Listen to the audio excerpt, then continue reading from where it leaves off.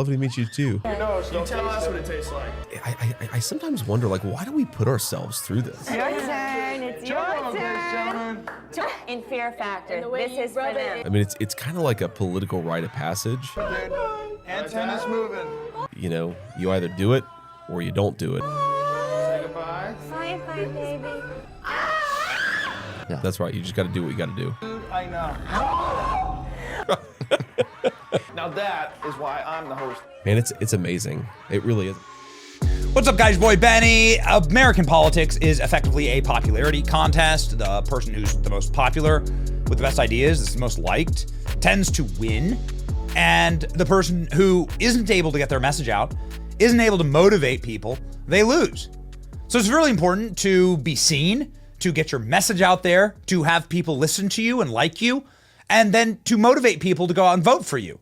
That's actually how you win in this system. And it's always kind of been like that. Go back and look at some of the original American presidential elections. Very much a popularity contest. John Adams versus Thomas Jefferson. Now, there wasn't a Joe Rogan podcast back then, but you have no doubt that Thomas Jefferson and John Adams would have loved to have gone on the Joe Rogan podcast. And they wanted to be president badly. And it was very important for people to hear their message. This is why this podcast is consequential. The Donald Trump, Joe Rogan interview has done 40 million views. 40 million views. I mean, that's like a considerable number of the American population. Is like 350 million people that live in this country. You're talking a decent portion of the population have now listened to this podcast. Like 25% of the population has probably listened to this podcast at this point. That's power, man. And that's not including all of the downloads on Apple and Spotify and other big social media platforms that Joe Rogan has. So yeah, I mean, was this podcast listened to by 100 million people? Probably, actually. Probably. And that's where the power comes from. That's why it's consequential. Now, this podcast was unsearchable on YouTube because the left decided to, when, of course, they can't have their candidate go on Joe Rogan's podcast, she's too much of a coward. Instead of putting forth an alternative idea or perspective, they decided to just cancel Joe Rogan. So they botted Joe Rogan on YouTube. There's like some pretty public statements from some very smart people that explained what happened here. Joe Rogan's podcast got mass reported as spam, and that triggered something in the algorithm where it made it hard to find it in search. So that happened for just a little bit. YouTube fixed that, and now here we go, back again. This caused Joe Rogan to post online, since there's an issue with searching for this episode on YouTube, here's the full podcast with Trump. Now, this clocked in another 10 million views. You talk about the Streisand effect there. More people are now seeing it because the left didn't want you to see it, and on and on and on. It always works that way. But Joe Rogan, ooh, baby, pissed off a lot of people by his follow-up thread to this, saying, hey, by the way, Kamala Harris has not passed on doing an interview.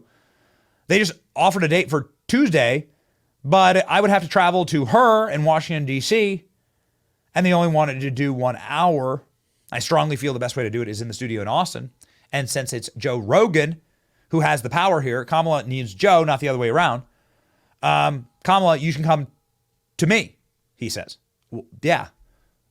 Yes, actually, that is the way that it should work. I strongly feel the best way to do it is in the studio in Austin. My sincere wish is to have a nice conversation, get to know her as a human being. I really hope that we can make it happen. Good clarification, says Elon Musk. I would definitely watch that podcast. Hour 2 would be face melting.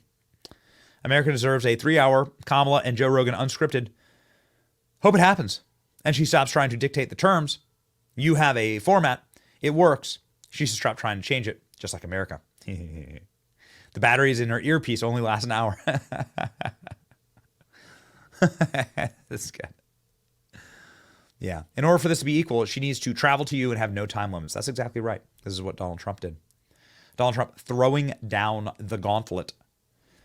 But this is why. I mean, listen, man. This is why. Like, this is such a powerful thing, and now you're watching Donald Trump just really, like, quite frankly, break away with it and run away with it. Now Joe Rogan is doubling down by doing a JD Vance sit down that allegedly films tomorrow. So presumably we could have it out tomorrow. We'll see on Wednesday. JD Vance sit down with Joe Rogan later this week after Kamala Harris snubs podcaster. Oh, baby. You want to talk about like, it's like literal malpractice, the Kamala Harris campaign. How stupid they actually are. It's like actual political malpractice. It's delicious to watch. It's delicious. The sit down is scheduled for Wednesday. A source familiar with the campaign told the Daily Mail. The interview is expected to begin at 9 a.m. local time. That means you'll definitely get a JD Vance interview tomorrow. Vance's tentative appearance. Donald Trump filmed the interview with Joe Rogan, and they had the episode up very quickly, maybe within the hour. They turned it around in like an hour. It's awesome. Vance's tentative appearance on the program comes just after Rogan said that his offer to Democrat nominee Kamala Harris is still on the table, should she choose to accept. Oh, man. They offered a date. It didn't work because, well, I'd have to travel to her, and they gave me time limits, and that's not what I do. I'm Joe Rogan. Speaking for nearly 3 hours off the cup, the Rogan and Trump delved into a wide range of topics. That episode has received a massive reception. You could call it maybe the most consequential interview in American history. I think so, right? Joe Rogan's has the biggest platform, makes him the most powerful media voice in America. And Donald Trump is the most powerful cultural voice in America. No doubt. And so the two of those guys talking is, very, very impactful. And the numbers prove it.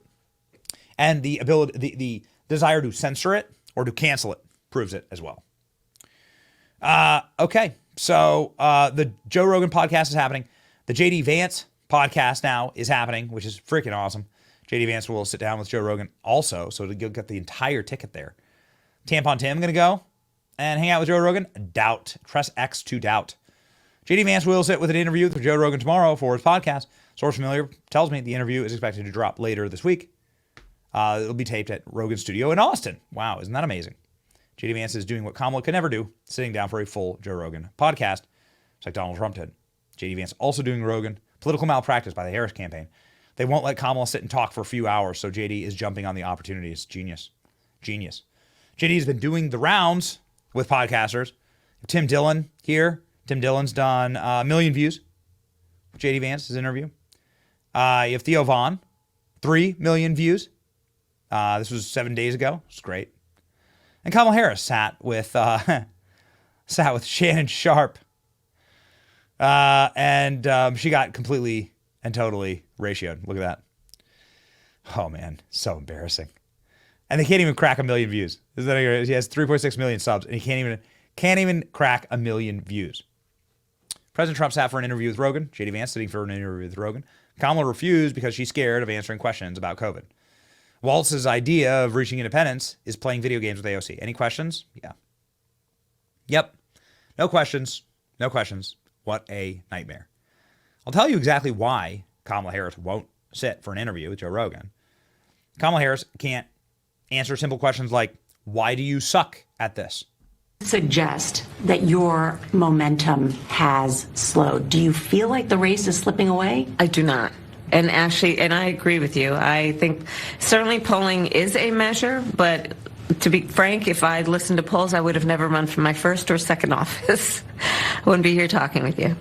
And what I am seeing are in states such as North Carolina, Georgia, historic turnout. Historic turnout. So all the polls show that you're losing and might lose in a landslide. So why are you losing, lady? And she goes, it's historic turnout. Historic. Yeah, but it's turning out for the other guy. It's turnout for the other guy. You just pulled your entire campaign out of North Carolina. Never a great move to pull out, politically. Never a great move. And you know what? You know who's going to come? You know who's going to come in? Yeah. Well, JD Vance rolling right up to Joe Rogan. Kamala missed her opportunity. Joe Rogan flames Kamala publicly. And now JD Vance is going to do an interview that'll probably drop tomorrow. So you're going to have the entire ticket that does Joe Rogan. Oh, man. So freaking awesome. Ladies and gentlemen, this is a glorious moment for independent media, but also for the truth. And that's what matters the very, very most. So God bless Joe Rogan. Can't wait to listen to this one as well. Trump's going to win. Go vote. It's your boy Benny. Like, share, and subscribe. See ya.